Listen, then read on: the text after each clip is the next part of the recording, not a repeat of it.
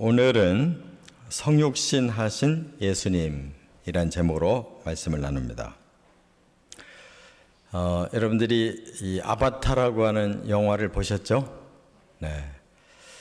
이 아바타라고 하는 단어가 오늘 설교하고 상당히 관련이 있는 단어예요. 이게 우리 말로 바꾸면 화신이라고 그러는데 이 산스크리트어로 아바타라고 그러는데요. 이게 무슨 뜻이냐면 하늘에서 내려온 자라는 뜻이에요. 지상에 내려온 신의 분신, 이런 뜻이 있어요. 그런데 이제 이 단어가 점점 이렇게 필요에 의해서 바뀌어가는 겁니다. 그래서 인터넷에서는 그 사용자의 분신을 아바타라고 그런다고 그래요. 또 캐릭터를 아바타라고 하기도 하고, 아이템을 아바타라고 하기도 하고, 또 아이콘을 아바타라고, 이렇게 자꾸 응용을 해서 아바타라는 말을 많이 사용을 하는데, 우리가 잘 알고 있는 아바타는 영화를 통해서 보여졌습니다. 그 영화를 제가 봤는데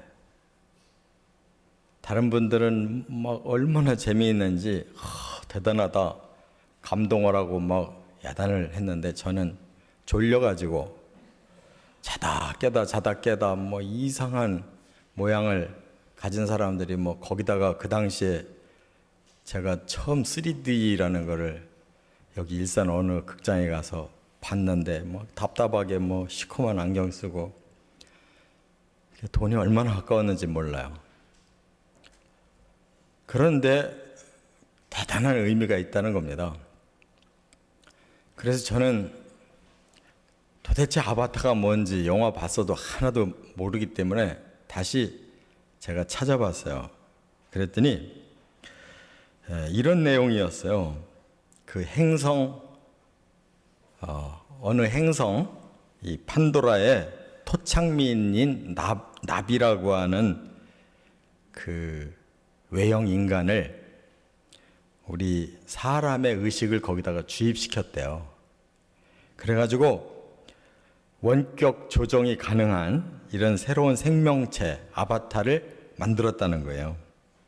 거기서부터 이제 막 새롭게 전개가 되는데, 저는 제일 싫었던 것이 어떻게 이렇게 발달했다는 그 새로운 인간이 저렇게 조잡하게 생겼을까. 그리고 저는 근본적으로 싫어하는 것이 SF 그 영화를 아주 근본적으로 싫어하는데, 이 SF라는 것이 뭐냐면 과학 공상 영화를 말하는 거예요. 상당히 과학적인데 그것을 이제 픽션으로 만들어서 영화화한 거. 그래서 하여간 많아요, 그런 게. 하여튼 외계인하고 싸운다는 얘기. 그런데 의외로 이게 성경하고 굉장히 밀접한 내용들이 많다는 거. 이 아바타도 신의 분신, 신이 사람이 돼서 내려왔다는 거예요. 오늘 제가 그 얘기 하려고 그러는데, 그래서 우리가 배우고자 하는 이 성육신과 비슷한 단어이긴 하지만 하늘과 땅 차이라는 거예요. 왜냐하면 그건 전부 픽션이에요. 사람들이 꾸며낸 얘기. 그렇기 때문에 아무리 상상력을 발휘해도 그 정도밖에 그림이 나올 수가 없어요. 그런데 성육신 하신 예수님은 우리보다도 훨씬 완벽한 인간이시고, 그분에게서 나온 모든 사건과 메시지는 지금 우리가 읽기만 해도 너무너무 놀랍고 너무너무 깊이 깨닫고 너무너무 감사가 나오고 그 성육신 하신 예수님의 말씀을 통해 수없이 많은 사람들이 변화되고 할렐루야, 이렇게 차원이 다른 거예요. 아마 믿지 않는 사람들은 그 아바타가 예수도 똑같은 아바타다 이렇게 생각할 겁니다만은 천만의 말씀. 그래서 오늘 우리는 제대로 좀 성육신하신 예수님을 좀 깨닫자는 거예요. 오늘 본문에 보면 예수님을 창조주라고 말씀했고 창조주의 말씀이라고 그랬고 또 하나님의 독생자라고 이렇게 설명을 하고 있어요. 근데 그분이 사람의 몸을 입고 이 땅에 오셨다 이렇게 말합니다. 가히 안 믿는 사람들이 볼 때는 아바타랑 똑같다고 그럴 거예요. 왜냐하면 하나님의 말씀으로 하나님의 외아들이 이 땅에 사람 몸으로 오셨다. 이건 뭐 가히 상상도 못할 어마어마한 단어들이 섞여 있으니까 똑같다고 볼 테지만 픽션과 논픽션은 하늘과 땅 차이예요. 그래서 예수님이 이렇게까지 오셔야 될 때에는 바로 우리를 위해서라는 거. 우리의 그 흉악한 죄를 해결할 길이 없어서 하나님이 말씀이신 하나님이 독생자이신 하나님이 우리를 위해서 우리 같은 똑같은 몸을 입고 오실 수밖에 없었다는 거. 아바타에는 그런 감동이 있는지 없는지 저는 기억도 안 나지만 이 예수님의 성육신의 말씀은 읽을수록 깨달을수록 이건 정말 너무 감격하고 제 생애를 다 주를 위해 불살라도 아깝지 않은, 그러고도 쓰임 받을 수만 있다면 너무너무 감사한 그러한 성육신인 줄 믿습니다. 그래서 오늘 본문에 크게 세 가지로 예수님을 한번 다시 상고해보도록 합니다. 첫째, 10절에 보면 창조주이심을 믿어야 한다는 말씀이에요. 10절에 그가 세상에 계셨음에 세상은 그로 말미암아 지은 바 되었으되 세상이 그를 알지 못하였고 그랬어요. 이게 엄청난 선언입니다. 예수님은 세상을 창조하신 분인데 그분이 이 세상에 지금 와 있대요. 이게 상상이 됩니까? 이 세상을 창조하신 분이 지금 우리와 똑같은 사람으로 이 땅에 와 계시다는 거예요. 얼마나 놀라운 메시지예요. 그런데 더 놀라운 것은 사람들이 몰라본다는 거예요. 그 예수를 제대로 모른다는 거예요. 그분이 우리를 창조하신 분인 줄을 전혀 모르고 있다. 이것 또한 놀라운 일 아니겠어요? 자, 이렇게 창조주가 뭐가 아쉬워서 무엇 때문에 도대체 이 땅에 사람으로 오셨고 그나마도 사람들이 알아보지 못하는 그러한 외로운 사람으로 왜 여기에 오셨을까? 그게 참으로 아이러니잖아요. 이 세상의 사람들도 조금 낫다만 싶으면 그냥 모든 사람들에게 다 자기를 알아달라고 그러고 뭐 존경을 받아야 되고 뭔가를 받고 누려야만 되는데 창조주께서 우리랑 똑같은 사람이 되셔서 오셨는데 아무도 몰라보는데도 불구하고 그래도 예수님은 뭔가를 하러 오셨다는 거. 바로 우리 같은 죄인들을 고쳐주러 오신 줄 믿습니다. 그렇기 때문에 그 예수님을 우리가 통해서 얼마나 그 하나님의 사랑이 깊으신가, 그 창조의 그 오묘함이 얼마나 우리를 향한 그 사랑으로 가득 차 계신가를 알게 된다 그 말이에요. 그러니까 그 창조주가 도대체 어떤 분이냐, 우리와 무슨 관계가 있는가, 그 창조주가 지은 세상이 얼마나 대단한 것인가, 그 창조주가 사람으로 우리에게 오셔서 우리에게 뭘 새로 창조시키려고 하시는가, 이걸 알게 되면 이건 말로 표현할 수 없는 기쁨과 감격이 넘친다는 거예요.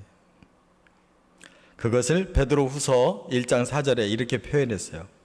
이로써 그 보배롭고 지극히 큰 약속을 우리에게 주사 이 약속으로 말미암아 너희가 정욕 때문에 세상에서 썩어질 것을 피하여 신성한 성품에 참여하는 자가 되게 하려 하셨느니라. 그랬어요.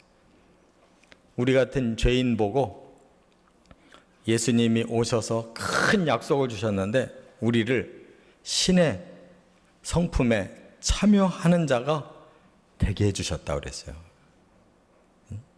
세상에 귀한 거 다 내놓고 가장 악하고 나쁜 우리를 신의 성품을 참여하도록 하려고 우리를 위해 오셨다는 거예요. 그런데도 불구하고 우리가 예수를 거부하고 신의 성품을 거부한다면 죽어도 마땅한, 지옥 형벌을 당해도 마땅한 자예요. 그 깊고 오묘한 사랑을 우리가 거부할 수가 있다면 그건 진짜 인간 이하예요.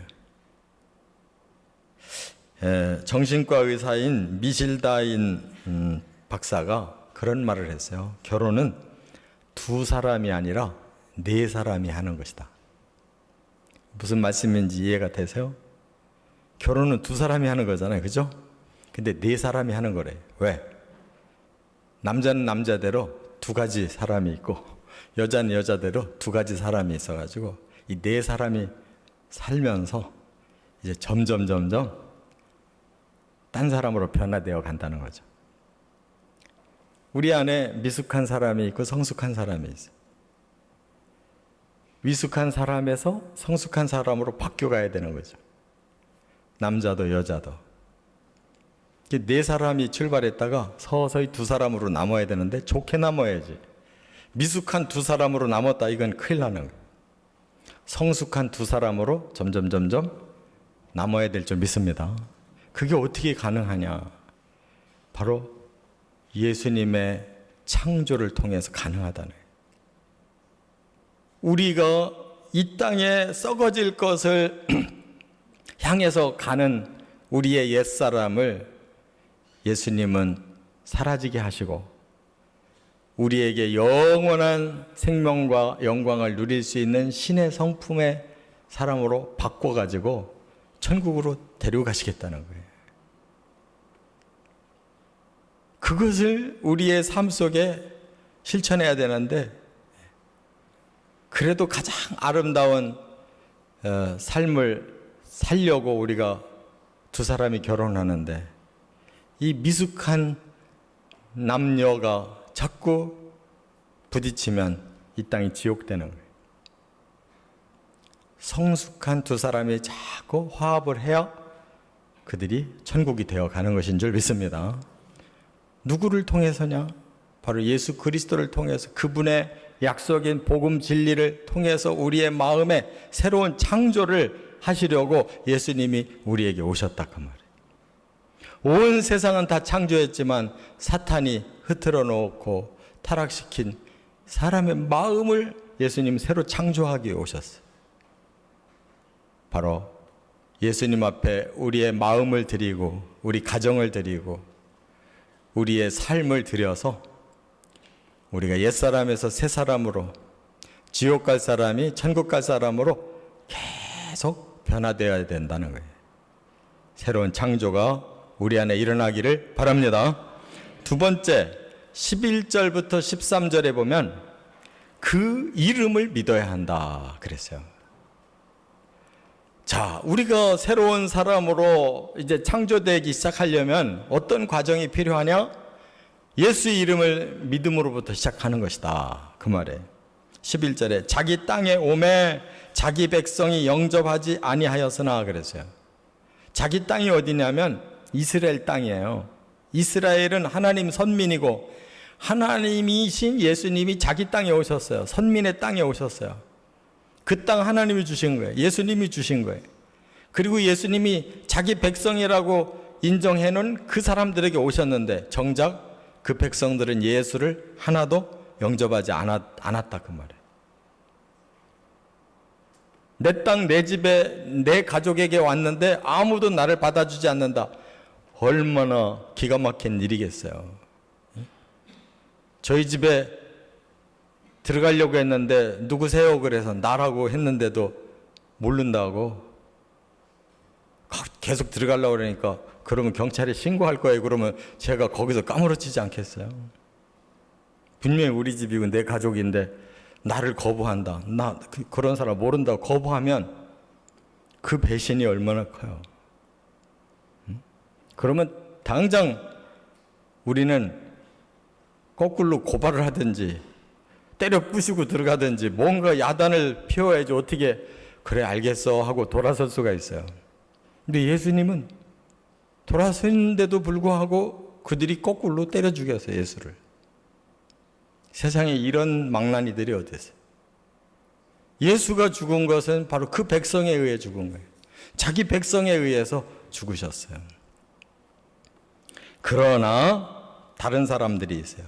12절에 보니까 영접하는 자 곧 그 이름을 믿는 자들에게는 하나님의 자녀가 되는 권세를 주셨으니 진짜로 예수님이 오신 목적대로 받아들이는 자들이 있더라는 거예요.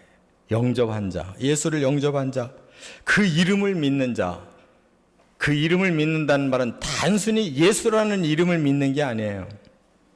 예수님이 오신 목적과 예수님이 주신 그 진리 전체를 다 받아들인 자를 말하는 거예요. 그런 사람에게는 한순간에 하나님 자녀가 되는 티켓을 주셨다는 거예요. 놀라운 특권을 주셨다는 거예요.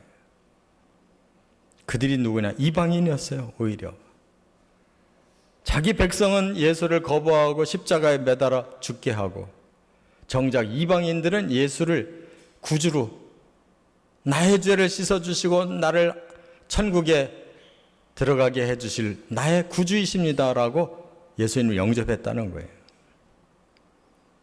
그래서 오늘 우리같이 미천한 우리까지도 다 그 안에 들어간 줄 믿습니다. 그래서 구원은 어떻게 이루어지느냐? 다시 말해서 예수님이 우리에게 새 창조는 어떻게 일으켜 주시느냐? 13절에 뭐라고 그랬냐면 이는 혈통으로나 육정으로나 사람의 뜻으로 나지 아니한다. 오직 하나님께로부터 난 자들이니라 그랬어요. 우리가 어떻게 해야 새로운 피조물이 되느냐? 어떻게 예수님의 창조에 우리가 동참할 수 있느냐? 혈통이나 육정이나 사람 뜻으로는 안 된다. 이 말은 뭐냐면 혈통은 내가 아브라함의 직계 자손이다. 그들이 2000년 동안 그렇게 살아왔어도 예수님은 너희들은 내 백성 아니다. 그 혈통을 아브라함의 직계 혈통을 가진 그들을 예수님 아니라고 그랬어요. 혈통으로 안 됩니다. 뭐 아버지가 아무리 훌륭한 목사님이라도 그 아들 그 손자가 보장 안 돼요. 또 뭐라고 그랬어요? 육정으로도 안 된다고 그래요. 육정이라는 말이 뭐냐면 사람의 힘으로 권세를 가지고 있거나 높은 명예를 가지고 있거나 아니면 많은 돈을 가지고 있어도 그걸로는 구원 못 받는다는 거예요. 육정으로도 안 돼요. 또 사람의 뜻으로 그래서요. 사람의 의지라는 말에 사람이 자기 의지로 자기를 구원시키려는 사람이 의외로 많아요. 그야말로 종교생활, 그야말로 수양, 그리고 자기 자신을 율법으로 다스리려고 하는 사람들이 이 세상에 얼마나 많은지 몰라요. 그걸로는 안 된다 이거예요. 사람의 노력으로 안 된다. 그럼 어떻게 해야 되느냐? 하나님께로부터 나야 된다. 다시 말해서 하나님이 다시 우리를 태어나게 해주셔야 된다는 거예요.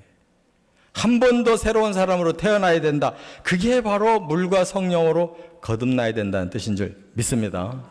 예수님이 분명하게 요한복음 3장으로 넘어가니까 이렇게 말씀을 하셨어요. 진실로 진실로 내게 이르노니 이 말씀을 하실 때는 영원한 진리를 말씀할 때 이렇게 말씀하는 거예요.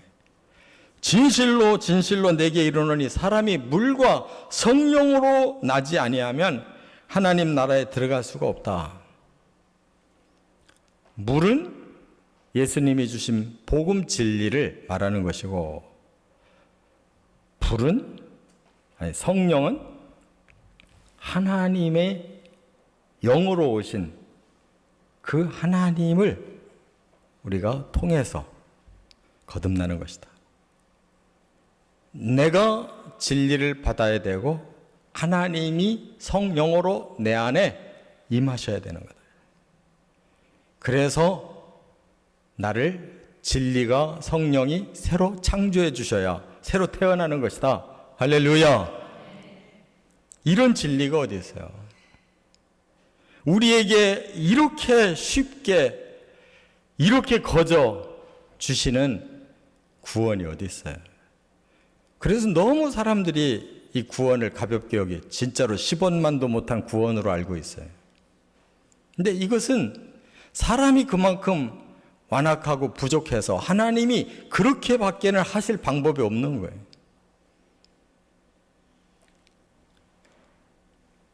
어느 자매가 굉장히 술을 좋아하는 자매가 있었대요. 그런데 친구 따라 강남 간다고 교회를 나왔다가 예수를 믿게 된 거예요. 그래도 사람이 워낙 좋아하는 거 교회 나와서 예수 믿게 됐다고 안 먹나요? 그래서 이제 전처럼 똑같이 술을 먹으러 갔는데 그날따라 막 술이 안 받아가지고 막 그냥 토했다는 거예요. 그러고 나서 집에 가서 생각해 보다가 깨달은 거예요. 아, 나 예수 믿는 사람이라 내가 바뀌었구나. 그럼 어떻게 바뀌었을까? 나는 그대로 술 먹고 싶은데 어째서 내가 술을 안 먹게 됐나 생각했더니, 아, 하나님이 나를 바꿔놓으셨구나. 그래서 나는 먹고 싶은데 하나님이 못 먹게, 술을 먹지 못하도록 나를 바꿔놓으셨구나. 아, 나는 이제 하나님의 성령의 뜻대로 살아가야 될 사람이구나. 이렇게 깨닫기 시작하고 순종하기 시작했다는 거예요. 그랬더니 그 이튿날 아침에 일어났는데 얼마나 세상이 새롭고 아름답고 기뻤던지, 그날로부터 나는 성령의 사람이라고 고백하고 살기 시작했대요. 이게 거듭남인 줄 믿으시 바랍니다. 내 머리로 되는 게 아니에요. 지독한 골초들도 자기 의지로 절대 담배 못 끊어요.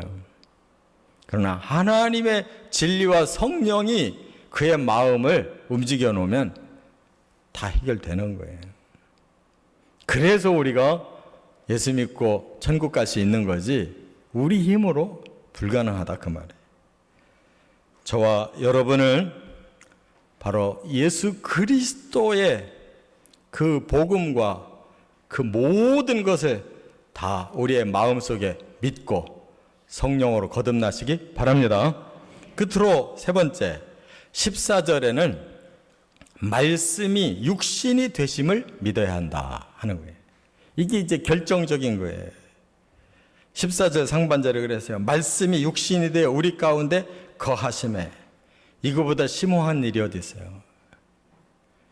말씀이라는 건 뭐냐? 하나님이 말씀으로 계시다는 거예요. 그런데 그 영적인 말씀이 육신이 되어 우리 가운데 계시대요. 우리와 너무나 가깝게 하나님이 지금 와 계시다는 거예요. 그러면 뭘 주려고 오셨을까? 여기 보니까 14절 하반절에 우리가 그의 영광을 보니 아버지의 독생자의 영광이요 은혜와 진리가 충만하더라. 우리에게 보이시고 자기를 뽐내려고 그러시는 게 아니에요. 바로 말씀이신 그 하나님, 그분이 사람으로 우리에게 오셔서 우리를 만나주신 이유는 여호와의 영광을 우리에게 주시려고, 여호와의 은혜를 우리에게 주시려고, 여호와의 진리를 우리에게 주셔서 충만케 하려고 오셨다는 거예요. 우리가 같이 통할 수 있는 사람을 통해서 그 영광을, 그 은혜를, 그 진리를 받아들이도록 하려고 우리와 같은 사람으로 오셨다는 거예요. 할렐루야. 우리가 어린 아이와 대화를 나누려면 어린 아이의 그 수준으로 내려가야 돼요. 예? 어른의 단어로 애들하고 얘기하면 금방 끊어져요. 애들이 재미없어서 아저씨 갈게요 그러고 떠나요. 근데 아이들의 수준으로, 아이들의 언어로 말을 하면 재미있어 하잖아요. 그 아이들 눈높이만큼 내려가야 되네. 하나님이 말씀을 선포하셔도 될 일인데 왜 그 말씀이 형상화돼서 인간의 형상화가 돼가지고 왜 우리의 옆으로 오셨느냐? 우리가 그래야만 통할 수가 있으니까 그 말씀을 조곤조곤 우리에게 가르쳐 주시려고 오신 거예요. 할렐루야. 이보다 더 큰 사랑이 어디 있어요? 우리 눈높이에 맞춰서 말씀이신 하나님이 우리에게 조곤조곤 가르쳐 주려고 예수님 사람으로 오신 거예요. 그래서 제자들을 이끌고 말씀을 가르치고 기적도 보이고 구원을 시켜주신 거예요. 그래서 그 제자들의 또 제자들, 그 제자들의 또 그 제자들이 계속 이어서 그 예수님이 들려주신 그 말씀, 그 하늘의 영광과 하늘의 은혜와 그 하늘의 진리를 예수님께로부터 받아서 내려와서 오늘 우리들까지도 그 예수님의 은혜를 받은 거예요. 할렐루야. 세상에 그렇게 사랑이 크신 분이 어디 있어요? 그렇게 눈높이를 낮추실 수 있는 분이 어디 있어요? 그렇기 때문에 우리는 그 예수님이 남겨주신 이 성경이 너무 중요한 거예요. 성경이. 그분의 몸은 가셨지만 그분의 말씀을 우리 손에 쥐어주고 가셨어요. 그게 성경이에요. 근데 그 성경은 그냥 여러 책 중에 한 권으로 꽂혀 있고 한 번도 꺼내보질 않아가지고 먼지가 소복하게 쌓여있는 그런 가치 없는 게 아니에요. 내 가슴에 품고 살아도 너무너무 부족해. 그 말씀을 내가 날마다 먹어도 부족한 거예요. 그 예수님이 우리에게 그거 남겨놓고 가셨어요. 깨달으시기 바랍니다. 그래서 성경은 두 가지 단어로 되어 있어요. 성경을 딱 펼치면 로고스, 말씀이 들어있어요. 그러나 그 말씀을 우리가 진지하게 들어가면 그 속에서 레마의 말씀이 우리에게 들어오기 시작하는 거예요. 영으로 들어와요. 예수님의 영, 성령으로 그 로고스가 레마로 내 안에 들어오는 거예요. 그러기 위해서 우리가 읽는 거예요. 그러기 위해서 제가 설교하는 거고, 그러기 위해서 우리가 여기 지금 나와 앉아 있는 거예요. 그게 없이는 우리는 변화가 안 일어나요. 그래서 히브리서 4장 12절에 뭐라고 그랬어요? 하나님의 말씀은 살아있고 활력이 있어 좌우의 날선 어떤 검보다도 예리하여 혼과 영과 및 관절과 골수를 찔러 쪼개기까지 한다고 그랬어요. 사람은 영혼 몸으로 되어 있어요. 혼을 찌르고 쪼개고 영을 찔러 쪼개고 관절과 골수라는 말은 우리 몸의 부부 구석구석까지 다 찔러 쪼갤 수가 있다는 거예요. 우리 사람의 영혼 몸을 완전히 변화시킬 수 있는 힘이 말씀에 있다는 거예요. 할렐루야. 김정환 목사님이 잘 아시겠지만 그 사모님이 외국인 미국에 총각대 가가지고 거기서 공부하고 거기서 외국 여자분이 이제 사모님이 돼서, 그런데 옛날이나 오늘이나 우리나라 사람들이 굉장히 그 외국인에 대한 그런 게 있잖아요. 혼혈인을 굉장히 천시하는 게 있어요. 이 목사님 내가 미국에서 그냥 박사까지 따가지고 왔어도 그렇게 사람들이 굉장히 아주 색안경 끼고 그랬대요. 그래서 우리는 애 많이 낳지 말자. 2명만 낳자 그랬대요. 그래가지고 요셉이와 에설이 자녀를 낳는데 하나님이 나중에 하나를 더 주셨대요. 그래서 요한이라고 줬대요. 그런데 아이들을 키우는데 위에 2 아이들은 너무 착한 모범생이었다는 거예요. 그렇잖아도 뭐 이제 그들이 밖에 나가서 이렇게 교육받고 친구들하고 어울리고 사는 것이 늘 조마조마했겠죠. 부모 입장에서 혼혈인이라고 놀림받을까봐. 그래서 이제 집에서도 이제 많이 이렇게 단속을 하고 그 아이들도 워낙 착실했대요. 그래서 염려 없이 잘 컸는데 셋째 요한은 굉장히 아주 엉뚱한 짓을 많이 했다는 거예요. 그냥 교회 주일학교에서부터 적응을 잘 못했대요. 목사님 아들이 주일학교에 적응을 못하면 어떻게 해야 되겠어요? 네. 가히 그 심정이 이해가 되고도 남잖아요. 네. 목사님 아들은 똑같이 목사로 생각하거든요. 네. 그런데 목사님 아들이 주일학교를 적응 못한다. 이건 큰일이지. 그러더니 사춘기가 되니까 너무 장난이 심해가지고 막 돌질적인 행동을 해가지고 그냥 많이 불려가고 막 사건이 막 터지기 시작하는 거예요. 그래서 너무 곤혹스러웠다는 거예요. 이 일을 어떻게 하면 좋을까? 그래도 영적인 목사님이 기도하다가 깨달은 게 말씀밖에 없다. 그래서 이놈에게 말씀을 가르쳐야 되겠는데 그 천방지축이 말씀을 배울 리가 없죠. 그래서 뭘로 꼬였냐면 돈으로 꼬였다는 거예요. 한 장 읽으면 100원. 한 장 읽을 때마다 100원씩 주기로 했는데 이 아들이 어떤 때는 10,000원 달라고 그러더래. 100장 읽었다고. 돈이 욕심나니까 막 100장씩도 읽더라는 거예요. 그러더니 어느 날부터 돈 달라 소리를 안 하더래요. 왜 그러나 했더니 돈 안 받고도 말씀을 읽느라고 변했더라는 거예요. 애가 변했더래. 그러더니 나중에 미국에 가서 10년 동안 유학을 하고 돌아와서 훌륭한 목사님이 됐는데 오히려 그 집에서 제일 훌륭하대요. 제일 믿음이 좋고 제일 순종적이고 그렇게 훌륭할 수가 없대. 아무리 망나니 같아도 말씀 앞에는 다 변화된다는 거예요.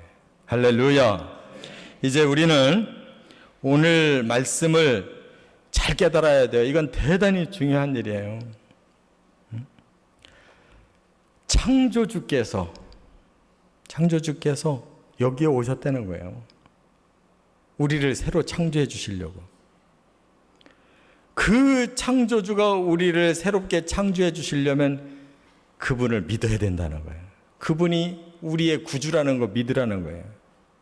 그분이 주신 복음을 믿으라는 거예요. 그리고 그 말씀이 육신이 돼서 우리와 함께 사시고 우리에게 가르쳐 주신 그 진리, 남겨주신 그 성경을 통해서 우리는 변화가 돼야 된다는 거예요. 그러면 성령이 언제든지 역사하셔서 우리를 새로운 사람으로 막 바꿔놓는다는 거예요. 저 여러분, 하나님의 말씀을 가볍게 여기지 말고 정말 창조주 하나님을 만나듯이 하나님, 내 영혼 몸을 말씀으로 변화시켜 주십시오. 기도하는 마음으로 말씀을 읽고 그 안에서 진리와 성령을 꼭 만나시기를 주의 이름으로 축원합니다.